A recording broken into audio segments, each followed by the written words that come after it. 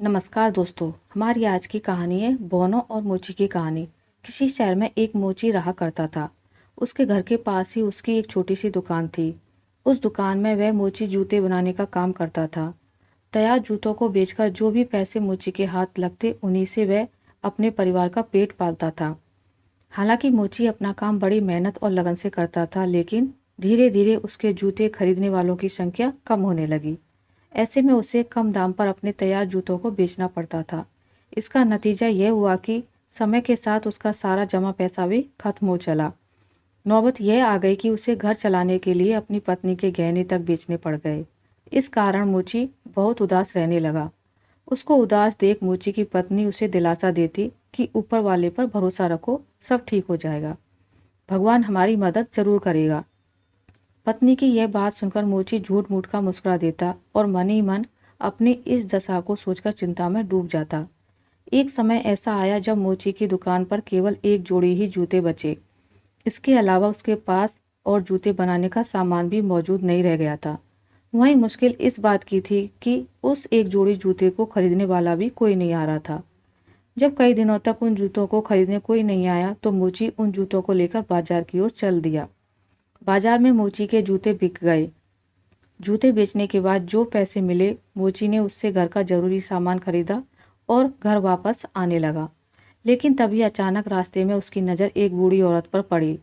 वह औरत बहुत भूखी और बीमार थी, इसलिए मोची ने कुछ पैसे उस बूढ़ी औरत को दे दिए। अब उसके पास और जूते बनाने के लिए सामान नहीं था।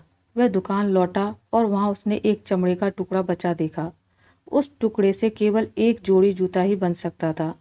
तो जूते के लिए मोची ने टुकड़ा काट कर तैयार किया और यह सोचकर घर चला गया कि अब अंधेरा ज़्यादा हो गया है, कल रोशनी में वह जूते तैयार करेगा।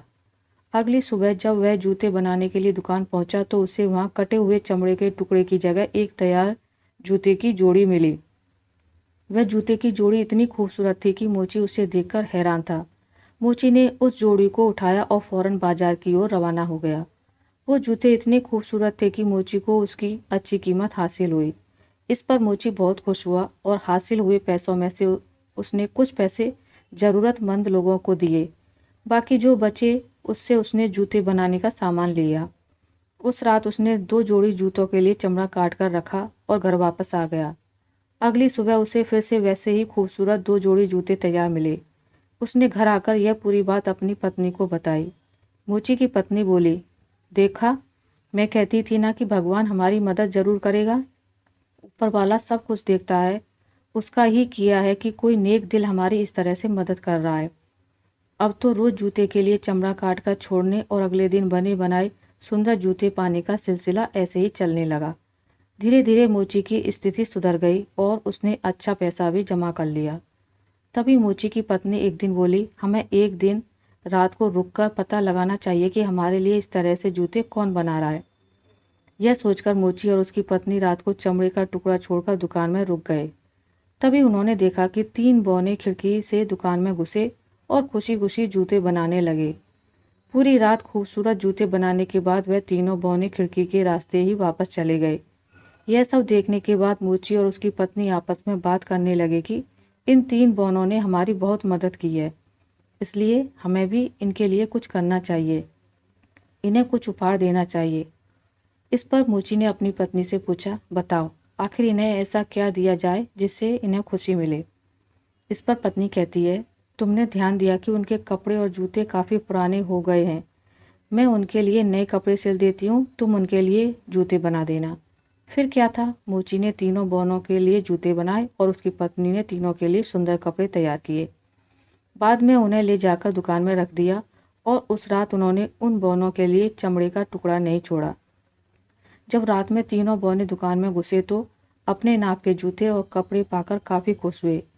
उन्होंने कपड़े और जूते पहने और खुशी खुशी वहाँ से चले गए। उस दिन के बाद से कुछ दिन तक मोची ने गौर किया कि उसके द्वारा छोड़े गए चमड़े के टुकड़े वैसे ही पड़े मिलते हैं। मोची समझ गया कि अब बौने उसकी मदद के लिए वहाँ नहीं आएंगे। उसकी स्थिति सुधर चुकी है और उसे अपना काम खुद करना होगा। इतने दिनों में मोची को लोगों की पसंद का अच्छी तरह अंदाज़ा हो गया था, इसलिए उसने पूरी मेहनत के साथ बौनों जैसे जूते बनाए और उन्हें बाजार में बेचा। मोची द्वारा बनाए गए जूते भी लोगों को बहुत पसंद आए और उसका काम अब अच्छा चलने लगा।